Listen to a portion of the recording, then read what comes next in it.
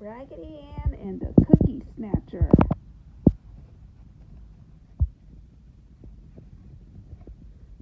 by Barbara Shookhazen. Illustrated by June Goldsboro.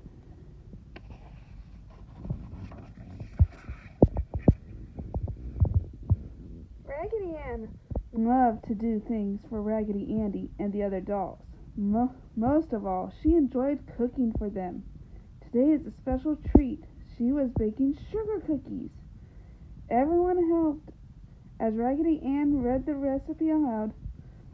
The Soldier Doll broke the eggs. China Doll sifted the flour. And Andy waited to beat the batter. Yum, yum, said Andy. He licked a bit of batter off his hand. These cookies are going to be delicious, as I can eat them all. Not yet, said Raggedy Ann. First we must cut them out. What shape shall we make them? Well, let's see what shapes they make. Round like my ball, said Andy. Square like my blocks, said Soldier Doll. Triangle like my teepee, said Indian Doll.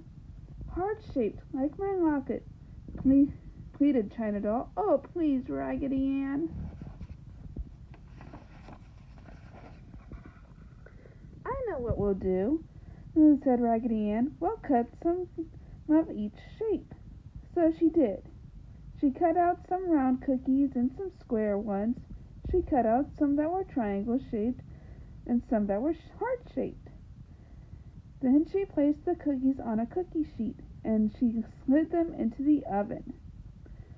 Soldier Doll timed the cookies while they were in the oven to make sure they didn't burn.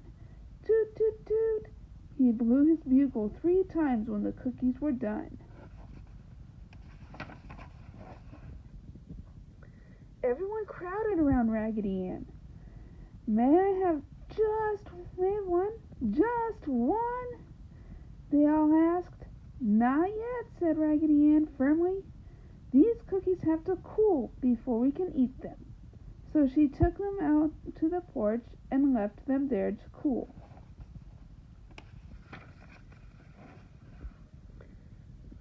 When Raggedy Ann went back for her cookies, they were gone. She could hardly believe her shoe-button eyes. Every single cookie was gone. Someone was a cookie snatcher, but who could it be? The only clues were a set of muddy footprints going off the porch steps to the cookie sheet. Andy, dolls, come quickly, Raggedy Ann called. Someone has taken all the cookies. Someone is a cookie snatcher. She thought at a minute, then remembered how Raggedy Andy said he could eat up all the cookies. Tell the truth, Andy, Raggedy Ann begged. Did you take the cookies? Cross my heart, I didn't, said Andy. I'm not the cookie snatcher. Neither are we, said all the dolls. There was only one friend who could help Raggedy Ann. Raggedy Ann raced across the yard to see him. His name was Peterkins. He lived next door. Peterkins was a hound dog with a super sensitive nose. He could sniff out anything, anytime. I'm glad you're home, said Raggedy Ann. Oh, Peterkins, you must help me. I want you to do something very big and very important. Oh, let's see what it could be. Peterkins rolled his eyes.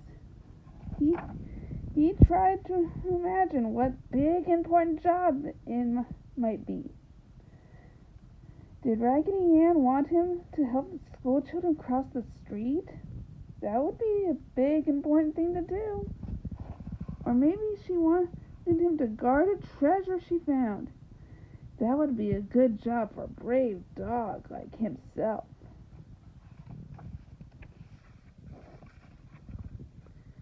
Perhaps Raggedy Ann wanted him to ride on the big red fire engine with the firemen. What a fine job that would be. Then Raggedy-Ann told him what had happened. "Oh, Peterkins, only you can help me. Someone took all the cookies I baked for Andy and the dolls. Your super nose can sniff out the cookie snatcher." Raggedy-Ann began to cry. The only clue I have is the set of muddy footprints, just like the ones near my doghouse," said Peterkins. He hung his head sadly. He hung his head and moaned. "I did it," he said. "I'm the cookie snatcher. But I couldn't help it. Those cookies smelled so good, and no one has ever baked anything for me. Aw, that's sad." Raggedy-Ann put her arms around Peterkins. "This is too bad.